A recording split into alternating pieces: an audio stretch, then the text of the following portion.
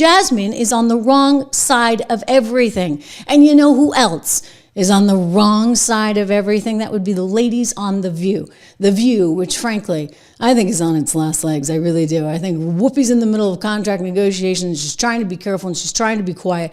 But don't forget, right, what Elon Musk said. I want to play it, and then we're going to go back to The View and see what this Jasmine Crockett, the representative out of Texas, who doesn't think you need $5,000 for your family, is trying to say about Donald Trump and why he won. Because it will scare you. Anyway, here's Elon. I really want to emphasize to people that this is a very important point. If we don't solve the deficit, there won't be money for medical care. There won't be money for Social Security. We either solve the deficit, or all we'll be doing is paying debt. It's got to be solved, or there's no medical care, there's no Social Security, there's no nothing. It's got to be solved. It's not optional. America will go bankrupt if this. America will go bankrupt, he said. You know, Americans get that. They understand that. They know that their money wasn't going into the right places, and now it's getting all exposed. And somehow Jasmine wants you to think that's all fake news. The ladies on The View nodding in agreement. This show is bad, okay? But just quickly, it's worth understanding the other side.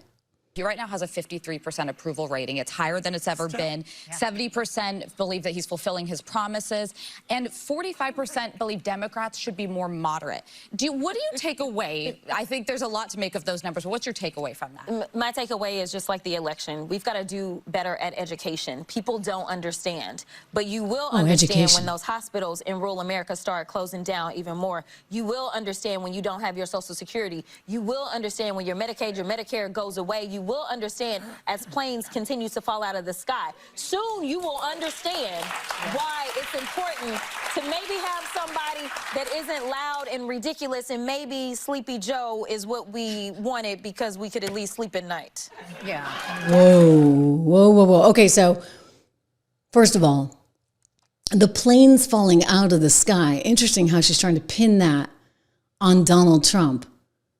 No way, okay? It's funny to me because it's like a narrative, a talking point that they're echoing over and over again on the left. And apparently one of the ladies that got the talking point is Oprah Winfrey's best friend. That would be one Gayle King over on CBS's morning show that nobody watches. I can say that because I used to work there.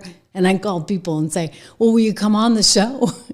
And they'd be like, what is it? I'm like, CBS Morning. And I'm like, it's like the Today Show, except it's on CBS. Anyway, nobody watches it. It's a terrible show. The Delta CEO, for some reason, went on there. Badger Dodge, thank you. Welcome to the program. And this is what was said. Take a listen. The Trump administration recently fired many employees of the FAA administration. Do those cuts worry you? And do you think that impacts the safety? I know you just said it's the safest way to travel, but after looking at all these mishaps, a lot of people are very nervous. Do these cuts affect you? The cuts do not affect us, Gail. I've been in close communication with the Secretary of Transportation. I understand that the cuts at this time are something that are raising questions, but the reality is there's over 50,000 people that work at the FAA, and the cuts, I understand, were 300 people, and they were in non-critical safety functions. The Trump administration has committed to investing deeply in terms of improving the overall technologies that are used in the air traffic control systems and modernizing the skies. They've committed to hiring additional controllers and investigators and safety investigators. So no, I'm not concerned with that at all. Yeah, she's having a little tough time with that, right? Gail wants to blame it all on Trump, just like the ladies on The View with Jasmine Crockett want to blame everything they can on Trump. And then as for, well, how did he win the election? And why is it that people are actually thinking highly of him? As you heard the lone conservative, never Trumper on that panel on The View say, like, why would people actually approve of him? Why would he have a 53% approval rating? Why would he have 70% of America saying, you know what, he's doing what he promised he would do? And Jasmine's answer is that people are misinformed, that they're not educated enough. Gosh darn it, I think I've heard that one before. In fact, Joe Biden's biggest regret about this entire election process was that people were just not well enough informed. Apparently, he should have put a whole lot more money into USAID so that he could influence Politico, New York Times, and a few others a bit more, right? This is Ayanna Pressley. I showed you guys this one before, but unbelievable to me because she's the congressperson out of Massachusetts, and she thinks that the answer to everything is just censoring.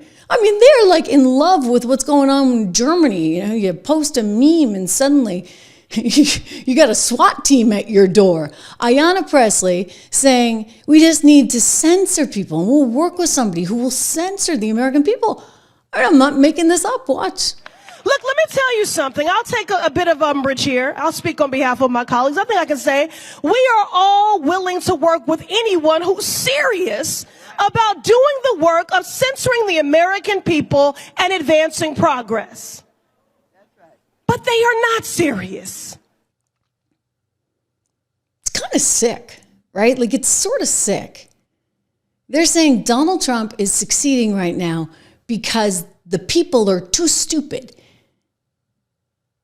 They don't understand real news from fake news. Actually, I think they understood it really well. I mean, turned out that Hunter Biden laptop, that was all fake news when your CIA folks and ex-spooks and hacks all came forward, 51 of them, and said, just so you know, this is Russian misinformation, disinformation.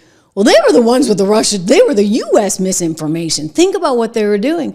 Like, there's no faith in our institutions anymore because this top-down power structure thought they could decide it all. And if there was any doubt, well, they would just make sure that the media did their bidding. This is David Sachs, who's our new crypto czar, talking on his podcast, All In, about how they paid for this misinformation. They paid to try and convince you had to vote for Biden. Okay, so we knew the U.S. government runs a $2 trillion deficit every year. We're in debt almost $40 trillion. And we also knew that anytime anyone tries to cut anything in Washington, the whole city screams bloody murder. Okay, so the question is just why? Well, now we know. The money is all going to them. It's like round tripping to them. New York Times, getting paid. Politico, getting paid. Bill Kristol, perennial warmonger, getting paid. Ukraine, getting paid. Like 11 out of 12 publications, Ukraine, getting paid. Incredible. Viktor Orban, who's the prime minister of Hungary, was saying that he's very popular in Hungary. His political opposition, funded by USAID. In Poland, the left-wing political opposition funded by USAID, and on and on and on it goes. BBC, you wonder why everyone in the UK, paid. so yeah. Like I couldn't believe the BBC is getting paid. Every left-wing organization in the world seems to be getting paid by this slush fund at USAID, which disperses about $50 billion a year. That's $1 billion a week. That's actually a lot of money. And so it makes you wonder, you know, the left in general tries to portray itself as a movement of the people, that it's grassroots.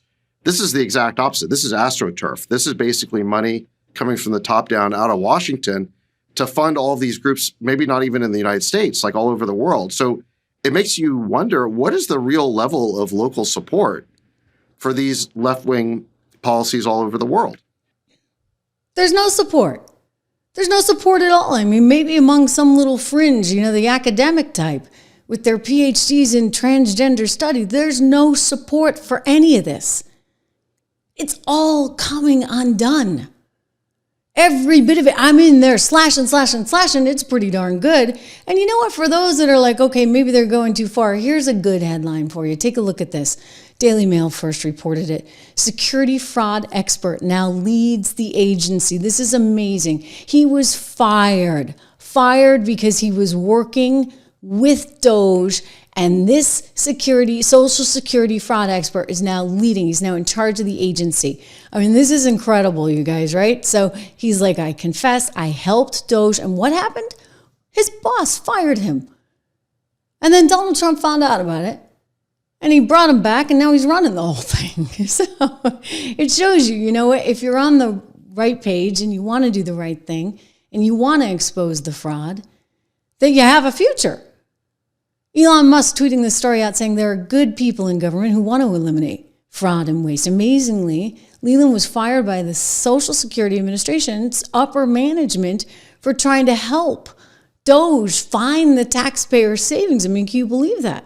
And thanks to President Trump, he was brought back right away, and now he is upper management. In other words, promote the good players, exit the bad players. That's what you got to do.